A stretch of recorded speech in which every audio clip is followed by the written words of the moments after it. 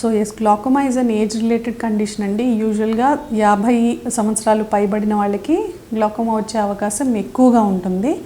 కానీ family history ఉన్న వాళ్ళకి, స్ట్రాంగ్ ఫ్యామిలీ హిస్టరీ ఉన్న వాళ్ళలో ఇంకొంచెం తక్కువ ఏజ్లోనే గ్లాకోమా వచ్చే అవకాశం ఉంటుంది. ఇలాంటి వాళ్ళు ఆఫ్టర్ 40 ఇయర్సే ఒకసారి చెకప్ చేయించుకోవడం మంచిది. ఇది కాకుండా congenital glaucoma, infantile glaucoma, juvenile glaucoma అని రకరకాల గ్లాకోమాస్ ఉన్నాయి.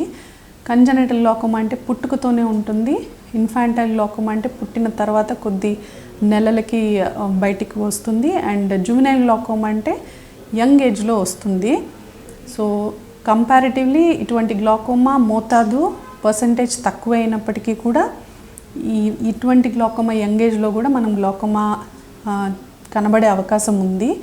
అండ్ ఏజ్ రిలేటెడ్ గ్లాకోమా కాకుండా సపోజ్ కంటికి దెబ్బ తగిలితే వచ్చే గ్లాకోమా ఎనీ ఏజ్లో, ఎటువంటి ఏజ్లో అయినా రావచ్చు. అండ్ ఏదైనా మెడికేషన్, ఎస్పెషలీ ఏదైనా వేరే కారణం చేత స్టీరాయిడ్ మెడికేషన్ వాడిన వాళ్ళల్లో కూడా గ్లాకోమా కొంచెం యంగ్ ఏజ్లోనే వచ్చే అవకాశం ఉంది. అది కాకుండా కొన్ని ఐ కండిషన్స్ ఉన్నాయి, లైక్ యువిఐటిస్ అలాంటి కండిషన్స్లో కూడా యంగ్ పేషెంట్స్లోనే గ్లాకోమా వచ్చేదానికి అవకాశం ఉంటుంది.